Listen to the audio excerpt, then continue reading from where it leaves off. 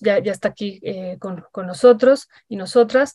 Es la doctora Sara Ivonne Franco Sánchez, es egresada de la carrera de Ingeniería Topográfica y Geodésica de la Facultad de Ingeniería de la UNAM, Alberto.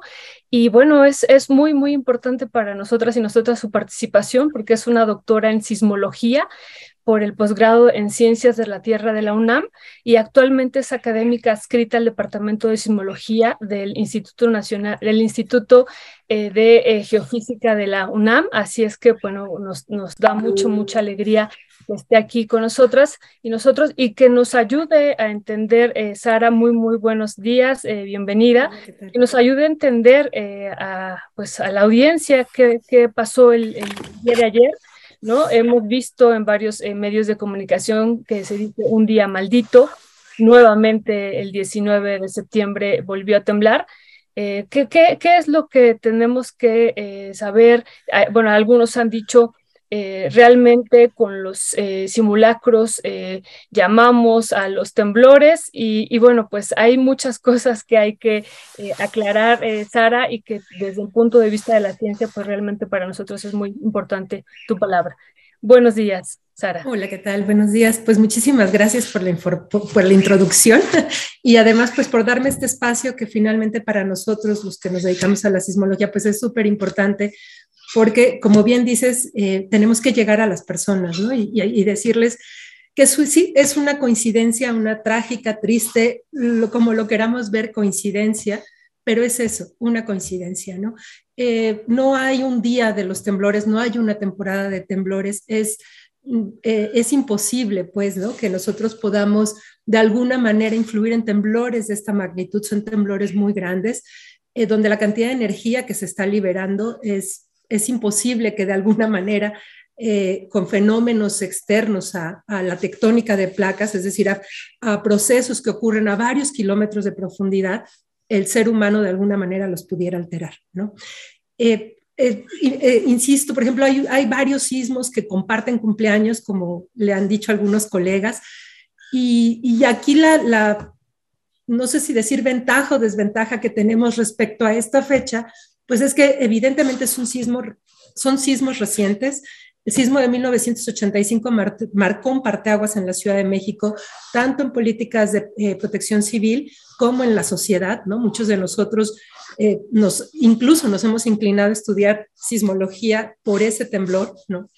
Y la Ciudad de México cambió muchísimo a partir de ahí y eso pues nos hace que tengamos como una memoria muy fijada o muy puesta en esa fecha, ¿no? Sin embargo, pues no es una cosa tan rara que de vez en cuando los sismos caigan en el mismo día, ¿no? Que compartan cumpleaños, como dice. Doctora de Salud, Alberto Nájar, bienvenida a Momentum, gracias. Muchas gracias. México es un país como otros de América Latina de alta sismicidad. Entiendo que ocurren todos los días una cantidad importante de sismos que no se notan porque no son detectables. Esto nos habla de una actividad de las placas tectónicas, de las placas, pues no sé si son tectónicas, pero las placas, sí. Pues, de todos los días. Sí. Esto que ocurrió el día de ayer, alguien empezó a comentar, me comentaba pues, que se debe a un cierto ciclo en el cual la placa que provoca un movimiento de esta naturaleza pues tiene su cierta crisis, si se me permite el término, coincidente con estas fechas en septiembre. Pero no sé si esto tenga alguna razón, si las placas tienen este cierto ciclo de movimiento o son totalmente impredecibles, no tienen un patrón establecido. Pues no hay un patrón establecido, o sea, definitivamente en términos de predicción es imposible hasta el día de hoy con la herramienta que tenemos, con las herramientas con las que contamos, poder predecir temblores. Y no solamente desde el punto de vista de herramientas científicas o tecnológicas, sino también el fenómeno sísmico, los temblores como tal, existen desde que existe el planeta Tierra, ¿no? En el momento que empieza a haber una tectónica de placas en el planeta Tierra, es decir, que se están diferenciando las capas que están dentro de la Tierra, que conforman el planeta, y empiezan a interactuar, se empiezan a crear estas placas, hay sismicidad, y eso va mucho más allá de la presencia del ser humano y mucho más allá de lo que nosotros tenemos en el mundo una historia de registros de temblores, ¿no? El registro de temblores empieza alrededor de hace 120 años en el mundo, y es a partir de este registro instrumental, que nosotros podemos empezar a hacer estudios y análisis de los temblores. Por lo tanto, esta parte donde nos dicen, bueno, hay ciclos que generan temblores, no podemos decir que no los haya, pero no tenemos todavía medido ninguno. Entonces, eso no nos permite poder hablar de una periodicidad, porque no somos capaces hasta el día de hoy de haber medido en algún lugar esa periodicidad. Entonces, si existe, no la hemos podido comprobar. Tampoco podemos decir que no vaya a haber en algún momento, con una gran cantidad de datos y una gran cantidad de registros analizados, se puedan determinar estos patrones, pero definitivamente con 100 años de registro es imposible verlo, ¿no? Y si a eso le sumamos que, por ejemplo, en México ocurren en promedio, más o menos, cada año y medio ocurre un sismo de magnitud mayor a 7. Pero cada uno de los sismos, si nosotros pensamos en el sismo de 1985, en los 2 temblores fuertes que hubo en el 2017 y en este sismo del día de ayer, o en el 2021, que también hubo uno en Acapulco, cada uno de estos temblores son muy diferentes entre ellos. Son completamente fenómenos le llamamos, a veces utilizamos en el argot la palabra animales diferentes, ¿no?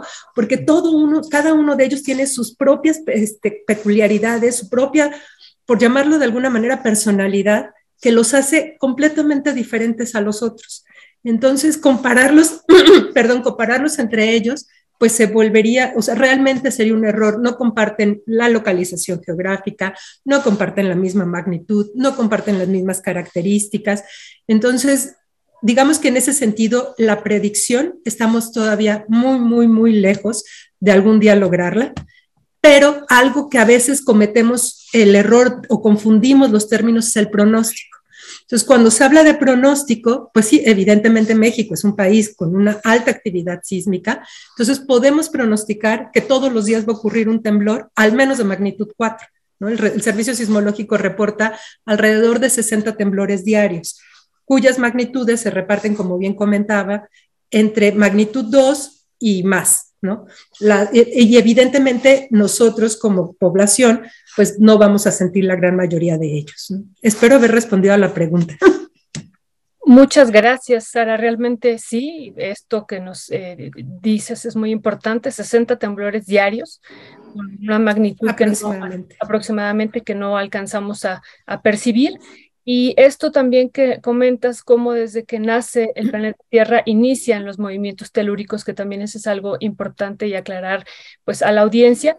Y bueno, tú nos comentas que hay varios temblores que comparten cumpleaños, lo has enunciado. ¿Y en qué otros países en el mundo, ¿no? Ayer incluso platicábamos aquí en familia, ¿en qué otros países en el mundo ocurrirá una situación como la que hemos vivido aquí en México con estos temblores de estas magnitudes, ¿no? Entonces, si nos pudieras comentar eso. Y otra pregunta, aprovechando, aunque ya has dado parte de respuesta, Sara, es esto que han estado difundiendo también por parte de algunos científicos de la UNAM, que deberíamos de pensar si se deben de abrir nuevas líneas de investigación a partir de lo que ha ocurrido y en esta coincidencia de fechas. Tú ya has dado respuesta, pero que pudiéramos discutir más al respecto, ¿no? Sobre pues estas notas que incluso nos alarmaron el día de ayer, que dada esta coincidencia, pues entonces sí era pertinente a lo mejor iniciar estas nuevas líneas de investigación. Sara. Claro, mira, no sé a nivel mundial, la verdad es que no he hecho la búsqueda, ¿no? Porque pues no es tan sencilla en 120 años buscar cuáles son los temblores que coinciden en cumpleaños.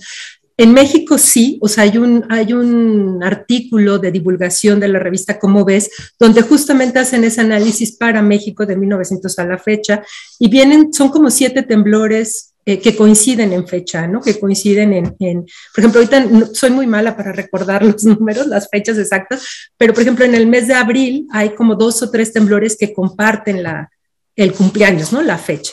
A nivel mundial me imagino que debe de haber lo mismo, pero pues habría que entrar a revisar catálogos y demás, y se vuelve pues una tarea que a lo mejor puede ser de interés para cada país, justo para sacar este tipo de información, porque son varios registros los que habría que analizar, ¿no? Y además, bueno, acotando la magnitud que queremos ver que funciona, porque claro, si hacemos una búsqueda con una magnitud mayor, perdón, pues seguramente las coincidencias van a ser aún mayores, ¿no? En fechas. Con respecto a lo de abrir nuevas líneas de investigación, en realidad, yo ayer veía la entrevista, la conferencia de prensa donde dieron esta propuesta, ¿no? Lo que dicen es, pues sí, efectivamente, al día de hoy nosotros no tenemos ninguna evidencia científica, no hay ninguna metodología científica que nos permita corroborar o comprobar que el hecho de que existan 2 temblores en la misma fecha o 3 temblores, como es el caso del 19 de septiembre, en la misma fecha, tiene algún fundamento científico, ¿no? Entonces, quizá lo que se tendría que hacer es como plantearnos cuál tendría que ser la manera de abordar este tipo de problemas para ponerlo en un contexto científico y que nos permita hacer esta investigación, ¿no? Sin embargo, yo creo que lo que sí hacemos, y se hace siempre con los temblores, es como tratar de ver si más que la fecha, si la localización del temblor coincide con algún otro temblor histórico y que esos 2 temblores sean semejantes, es decir, que sean una localización parecida, una profundidad parecida, una magnitud parecida, que geográficamente coincidan, que las características del temblor, nosotros le llamamos mecanismo focal, es decir, lo que nos permite entender cómo fue que se llevó a cabo cuál es la falla que dio origen al temblor, cómo se propagó la energía, todas estas características que sí son propias de un temblor, ver si hay similitudes o no. Y algo que ahorita, por ejemplo, se está trabajando mucho en ello, es que en 1973 se registró un sismo de magnitud 7.6 en la misma región epicentral. Y esta área de ruptura de este sismo de 1973, que fue el 30 de enero, es decir, nada que ver con la fecha, y fue de magnitud 7.6 y en la misma zona, sí coincide con las réplicas que se están localizando hoy día. Entonces, esto nos permite como ver que hay una similitud en 2 temblores, pero claro, o sea, que eso científicamente sí podríamos entender, sí entendemos por qué, sí podemos justificarlo, pero pues no coinciden las fechas, ¿no? Entonces, es como para remarcar que lo de las fechas de verdad es solo una coincidencia, pero sí valdría la pena en algún momento como tener toda una metodología que pudiera explicar o descartar algún otro efecto que no sea el azar, ¿no? Acabo de pasar a producción, Daniela Pastrana nos compartió la tabla a la que usted se refiere, doctora. Igual ahorita sí la podemos poner en pantalla, pero mientras yo quisiera 2 preguntas con esa idea de quitar un poco toda esta mitología, si se puede utilizar el término, alrededor de lo que ocurrió el día de ayer. Una, ¿existe alguna relación entre este movimiento telúrico que hubo ayer, este sismo, y la explosión, la forma como reacción, bueno, lo que ocurrió pues con el volcán Popocatépetl, por ejemplo? No sé, honestamente, si exista esta relación. Es una duda que muchas personas han planteado. Y también otra duda que nos ponen en el chat. Por ejemplo, Carlos Madrazo pregunta o dice: lo que sin duda es común a casi todos los sismos es la magnificación que el suelo de Ciudad de México produce. Bueno, ahí está la tabla primero a la que nos referíamos, y estas 2 inquietudes, doctora. Pues voy a empezar con la última, y después, si se me olvida, por favor me repite la anterior. Claro, claro. La amplificación de las ondas en la Ciudad de México sí es un fenómeno común, ¿no? En la Ciudad de México, por el tipo de suelo que tenemos, ¿no? Recordemos que era un lago, son sedimentos no consolidados, y eso genera que cuando llegan las ondas sísmicas se amplifiquen. Normalmente durante un temblor las ondas sísmicas, que son energía, conforme van alejándose de la fuente, es decir, del epicentro, van perdiendo energía. A eso nosotros le llamamos que se van atenuando, pero cuando llegan a la Ciudad de México, por las características del subsuelo, vuelven a tomar, voy a decirlo de manera coloquial, vuelven a tomar fuerza, y son estas amplitudes o amplificación que tenemos de las ondas o de los temblores en la Ciudad de México. Entonces sí, eso es una normalidad, digamos, ¿no? Respecto a la interacción o la relación que puedan tener el volcán Popocatépetl y el temblor, a grandes rasgos, todos los temblores que se originan en la costa del Pacífico mexicano, es decir, desde Jalisco, Nayarit hasta Chiapas, son originados por un proceso tectónico que se llama proceso de subducción. Es decir, en las placas tectónicas hay una placa que es la placa de Norteamérica, que es donde está prácticamente todo el territorio nacional, y hay otra placa que se llama placa de Cocos, que es mucho más densa y que cuando choca con la placa de Norteamérica, por su propia densidad tiende a hundirse por debajo de esta placa de la de Norteamérica. Este es un proceso de subducción. Y es ahí donde se genera la gran mayoría de los temblores que nosotros registramos, están asociadas a este proceso. Este mismo proceso, a mayor distancia de la costa, tiene una manifestación que son los temblores. Si nosotros pensamos más o menos en la distribución de los temblores, está la franja transversal volcánica mexicana, y todos estos temblores están asociados a este proceso de subducción. Entonces, si nosotros pensamos en este modelo global, pues evidentemente el proceso de subducción es el responsable de ambos fenómenos, tanto de los temblores como de los volcanes, ¿no? Ya de particularidades de si este temblor tuvo algo que ver con el volcán, pues habría que ver si el volcán no tenía actividad previa y que coincide un pico de actividad, porque lo hemos visto muchas veces, ¿no? El volcán Popocatépetl tiene sus propios periodos de actividad y tiene picos donde hay esta emisión de cenizas y demás, sin que haya un temblor asociado. Entonces, habría ya que hacer como un análisis mucho más profundo, del cual ahorita yo no me atrevo a decir nada de manera contundente, pero sí son fenómenos que están muy relacionados. Muy interesante también esto que nos comparte Sara, de realmente pues puede haber un vínculo, pero puede no haberlo, y esto que dices, ha habido momentos en que el volcán está muy activo.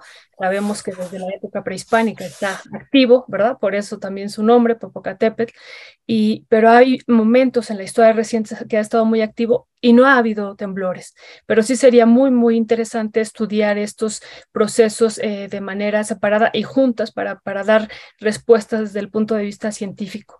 Sara, yo tengo una última pregunta que ojalá y nos pudieras comentar. A partir de tu primera intervención, tú decías que la Ciudad de México e incluso en otras partes del país, el sismo o los sismos, tanto el del 85 como el del 2017, pero en particular hacía referencia al de 1985, nos cambió la vida en términos, decías tú, sociales, dabas también otra explicación, pero en términos sociales.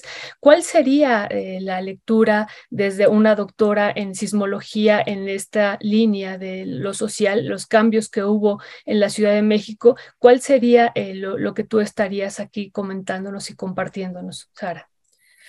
Pues creo, mira, profesionalmente, desde el punto de vista de sismóloga, pues se ha desarrollado y ya hemos aprendido muchísimo en términos de protección civil, ¿no? Se han hecho muchos estudios sobre el impacto que tienen diferentes escenarios de temblores en la Ciudad de México y en otras ciudades, también en Oaxaca, en Puebla, y cómo cuáles son, por ejemplo, cómo se pueden mejorar los reglamentos de construcción para evitar que bajo esos escenarios hipotéticos que finalmente están basados en la experiencia que tenemos, pues se puedan minimizar los riesgos, las pérdidas materiales y humanas, ¿no? Principalmente creo que ese es el motor principal, ¿no? Pero creo que mi experiencia podría ser todavía mayor desde el ámbito personal, ¿no? Yo iba en sexto de primaria cuando fue el temblor de 1985 y nadie sabíamos qué hacer, ¿no? Yo recuerdo, la escuela cerró, mi mamá trabajaba y entonces la separación de la familia fue muy caótica porque no sabíamos si irnos a la casa, si mi mamá regresar. O sea, yo recuerdo mi mamá se fue, llegó hasta su trabajo, la bajaron del transporte público y ella tuvo que llegar caminando a su trabajo porque era lo único que le importaba, ¿no? Llegar al trabajo. Y no había ya mi mamá pudo regresar hasta en la noche, nosotros, insisto, iba en sexto de primaria, entonces era como muy caótico, nadie sabíamos hacia dónde. Y en cambio lo vemos hoy día y inmediatamente, por ejemplo, en la escuela de mis hijos, la información empieza a fluir de estamos en zona de seguridad, estamos bien, los chicos saben qué hacer, mis hijos saben qué hacer, sabemos dónde encontrarnos, como que hay mucha más organización a nivel incluso personal o familiar, ¿no? El hecho de que tengamos ya una conciencia mucho más arraigada sobre que vivimos en un país sísmico nos permite tomar acciones y finalmente eso es lo que nos permite minimizar el riesgo al que estamos expuestos. Los temblores nos van a acompañar toda nuestra vida, toda la vida de nuestros hijos, nuestros nietos y todos nuestros descendientes, va a haber temblores. Entonces, cuanto más entendamos del fenómeno, cuanto más practiquemos, por eso los simulacros son súper importantes, porque saber qué tenemos que hacer y hacerlo en el menor tiempo posible es lo que nos puede cambiar una realidad, ¿no? Construir respetando los reglamentos de construcción también es súper importante porque están hechos para eso, están hechos para considerar los temblores que nos pueden afectar. Entonces, creo que sí ha sido un cambio muy grande en la sociedad, ¿no? Y evidentemente la investigación cada día nos abre nuevos panoramas, nuevos lugares hacia dónde voltear, cómo entender más el fenómeno, la interacción que hay con otras series de situaciones. Por ejemplo, mi área de especialidad en la sismología es la deformación cortical, es decir, cómo se deforma la superficie de la Tierra y esto asociarlo a los temblores. Entonces, esto es algo prácticamente empezó en el 2000, ¿no? O sea, si lo vemos comparado con los 100 años que tienen los registros sísmicos tradicionales, cuando empezamos a medir otra fuente de información, como es la deformación cortical, pues nos abre otro panorama completamente nuevo y diferente para el área de investigación. Hay algo que me gustaría mucho puntualizar de lo que decía hace un momento, lo del popo, muy rápido, y es que las investigaciones de la relación que hay entre los temblores y la actividad volcánica sí se hacen de manera cotidiana, pero en este momento yo no tengo esa información para darlo. Sí lo quería puntualizar porque soy yo, no la investigación en general. No, es importante, doctora, porque cada que existe una situación como esta de un sismo de una magnitud importante, y más, bueno, ahora mismo que tuvimos esta extraña coincidencia que ocurrió justo casi a la misma hora que el sismo de 2017, después de un simulacro en Ciudad de México, y con el epicentro en la misma zona del epicentro del gran sismo de 1985. Y todo esto, que hablamos de la costa de Michoacán, el de 85 fue por la desembocadura del río Balsas, ahí por la presa Infiernillo. Y ahora fue muy cerca, en la misma costa, pues. Esto nos desata una cantidad importantísima de especulaciones y miedos y teorías desde aquella que yo me tocó a mí escuchar, déjenme el cuento, una infidencia de doctoras, de una vecina convencidísima que había sido Andrés Manuel el que había decretado este sismo. También hay gente así, doctora, perdón, pero... Entonces, ¿qué decirle a todas estas personas? Usted como especialista, ya nos aclara muchísimo esta idea de que México y los mexicanos hay que acostumbrarnos a vivir con los sismos. ¿Qué decirles? ¿En dónde pueden encontrar información clara que les ayude a entender y a desmitificar este tipo de teorías? En cómo se puede transmitir esta información y sobre todo también un poco despejar esa duda que cada vez ocurre cada vez con un sismo. Esa idea magnificada por Hollywood de que nos viene un enorme sismo que va a separar las Californias y no sé qué por la placa de Cocos y no sé qué. Un poco sobre estas teorías de la especulación, usted que seguramente las enfrenta con mucha frecuencia, doctora. Sí, pues, o sea, sí me gustaría como recalcar que sí es una coincidencia, o sea, realmente no hay otra cosa atrás, al menos, insisto, nada que hasta el día de hoy nosotros podamos comprobar científicamente, es una coincidencia. Bueno, voy a acabar, no voy a meter ahorita esa frase porque puede ser muy confusa, pero en algún momento se las contaré. Pero respecto a dónde buscar información, bueno, el Servicio Sismológico Nacional tiene catálogos abiertos desde 1900 con todos los sismos grandes, donde considera que son sismos grandes, todos aquellos que son de magnitud arriba de 5.5, y ahí cualquier persona puede entrar a la página del servicio, que es www.ssn.unam.mx, puede revisar este catálogo viene la información, hay muchos reportes, el Servicio Sismológico también desde hace unos años a la fecha, hace reportes sobre sismos importantes y entonces pone toda la información alrededor de esos temblores, ¿no? Todo lo que sabemos de manera rápida, porque son reportes que saca muy rápido el servicio.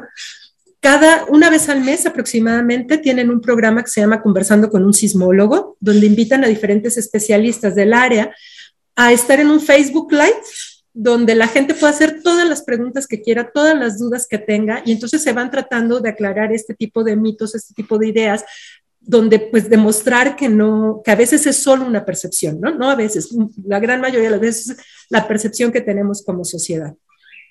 Es súper importante, si nosotros sabemos que estamos en un lugar donde va a temblar, pues tomemos precauciones, tomemos acciones para minimizar lo que nos pueda afectar, ¿no? Y en ese sentido es donde les decía que no quería comentarlo porque no quiero que se vaya a malinterpretar, pero si hay gente que está tan convencida de que todos los 19 de septiembre va a temblar, pues que tomen acciones preventivas. En vez de espantarse, pues que tomen acciones preventivas y que las extrapolen a todos los días de su vida, porque yo estoy convencida de que puede temblar en cualquier otro momento, en cualquier otra fecha, y que pueden ser de magnitudes considerables, ¿no? Entonces, lo más importante es, si tenemos la información, si sabemos que México es un país sísmicamente activo y que genera temblores de gran magnitud, tomemos acciones. Sí, realmente eso es importante. Ya había una propuesta también que hace rato comentábamos, Sara, aquí entre broma con Alberto, de que pues, se tendría que quitar el día 19 de septiembre, pero también mucho se escribió ahí en las redes sociales sobre que se debería de quitar el simulacro, ¿no? El simulacro de ese día en particular, porque esta parte de la energía era lo que hacía que nosotros invocáramos al temblor, ¿no? Yo no había visto esto que decía Alberto, de que, bueno, era AMLO el que había traído esta situación, este escenario, pero bueno, hay que agregarlo a todos estos elementos. Y bueno, por último, Sara, algo que tú quieras agregar, pero en particular, ya nos decías, los temblores nos van a acompañar toda la vida, vivimos en una zona sísmica, y bueno, si nos cambiáramos de lugar de tendríamos también otras afectaciones, también de otras magnitudes, o en otros sentidos, ¿no? Me decían en algún momento también mis hijos, pues vámonos hacia el mar. Sí, bueno, también allá están los huracanes y también están los tsunamis, y entonces vamos al norte. Bueno, pues en el norte también, o sea, en todos los lugares hay pues estos eventos. Y bueno, lo último que yo te quisiera preguntar, ¿qué tanto en esta línea de qué tanto se puede generar o se puede abordar lo de un sismo como un desastre natural, o esto que hemos escuchado ya en varios momentos es que nosotros nos venimos a vivir a un lago con unas particularidades que también hacen que cuando hay un terremoto o un temblor, pues se viva de manera específica, y que nosotros entonces no deberíamos de estar aquí, y que, como tú dices, los sismos pues siempre han estado presentes, y entonces qué tanto es un desastre, podría significar otro terremoto hacia el futuro, un desastre natural, o es parte de una situación social la que se está viviendo, Sara. Mire, la verdad es que es súper interesante tu pregunta, porque el concepto de riesgo en cualquiera de los fenómenos naturales que conocemos, tanto de huracanes como temblores, como por ejemplo ahora hay una situación de tormentas solares, ¿no? Todos estos fenómenos, su riesgo se define en qué tan vulnerable vuelve a la sociedad, ¿no? Entonces, justamente es esta relación. Si no hubiera personas viviendo en la Ciudad de México, no hubiera absolutamente nadie, pues el riesgo es nulo, porque no afectaría a la sociedad, ¿no? Y entonces cuando nosotros ya interactuamos socialmente con los fenómenos naturales que existen en el territorio, entonces esta definición de riesgo empieza a cambiar, ¿no? Porque entonces ya empezamos a ser susceptibles. Y yo creo que es ahí donde nosotros nos toca, cada uno también como individuos, como parte de esta sociedad, pues no perder esa conciencia, ¿no? Por ejemplo, en México hay una cultura de autoconstrucción en la Ciudad de México, de autoconstrucción, y eso significa construcción irregular, muy alta. O sea, hay muchísimos lugares donde la gente construye sin tomar en cuenta ninguna normativa, ¿no? Y pues eso es exponerse aún más, es decir, la vulnerabilidad que esas personas presentan versus personas que están en edificios que han seguido la normativa, que siguen todas las características de construcción que se han dado para la zona en donde van a construir, pues es mucho mayor, ¿no? Entonces yo creo que también nosotros debemos de aprender que tenemos en nuestras manos la posibilidad de minimizar nuestra exposición a ese riesgo y hay que hacerlo, ¿sí? Pues sí, y ya para finalizar me gustaría leer algunos comentarios que han llegado. Ha sido muy bien recibida su participación, doctora Franco. Mire, lo voy a agarrar así como, por ejemplo, dice Claudia de Lara, somos incrédulos, pero tomamos nuestras precauciones por si acaso. Por ejemplo, según no somos supersticiosos, pero no pasamos por debajo de la escalera. Así el 19 dormimos con pijama por si las dudas. Pues sí. Héctor López Osuna, ¿tendrá que ver la entrada del equinoccio de otoño y el cambio del eje terrestre? Pregunta. Dice Erika Danael López Espinosa, saludos a la doctora Sara, qué bueno que se acerquen a los expertos y parar de una vez la mitología que se genera cuando tenemos sismo, es cierto. Majo Villaseñor, qué bien lo hace la doctora Franco. Ayer escuché varias entrevistas y ahora sí me está quedando más claro. Silvia Martínez pregunta, ¿no tiene nada que ver toda la industria extractivista, minería, agua, hidrocarburos, pruebas nucleares? Nora Brie, ¿qué diferencia hay entre un epicentro en las costas y cuando ocurre tierra adentro, como nos pasó en 2017? También ahí. Liliana Valencia, contrario a lo que dicen muchos de los que suspenden los simulacros, se deben hacer más, claro. Nora Brie, en 2017 el sismo cambió manantiales, unos dejaron de fluir, otros se abrieron a donde no había, también es verdad que ocurrió así. Elena Calleja, de todo lo que digan, yo no creo en nada natural. Hay tantas cosas que son creadas por el hombre, las coincidencias ya son excesivas y la realidad supera la ficción, que cada quien crea lo que quiera. Y así variopinta los comentarios, las conversaciones.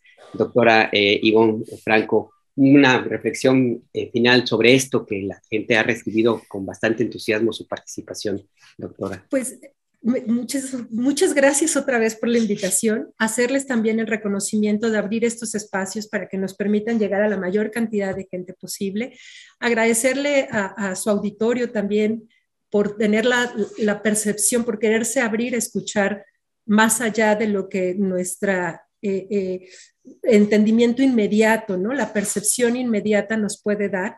Y sí, efectivamente, yo creo que lo más importante para todos, para todos los que vivimos en esta ciudad y en todas estas zonas sísmicas,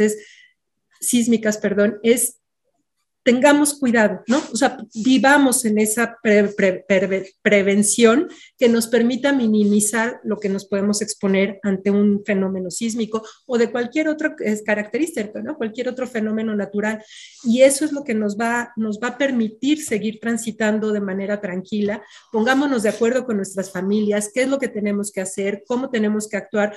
Ayer el caso, por ejemplo, en particular, toda mi familia estaba dispersa.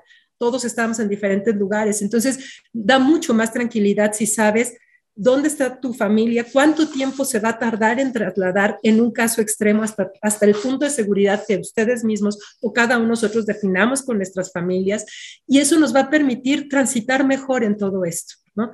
Entonces es más que nada, creo que va por ahí, es cuidémonos, ¿no? Y eso es aprendamos, leamos, veamos y agradecerles nuevamente a ustedes por darme esta oportunidad de llegar a más personas. Los agradecidos somos nosotros y nosotras. Realmente ha sido muy, muy importante esta participación. Doctora Sara Franco, doctora en sismología de la UNAM. Así es que gracias y estaremos en otro momento, si nos lo permites, dándote lata para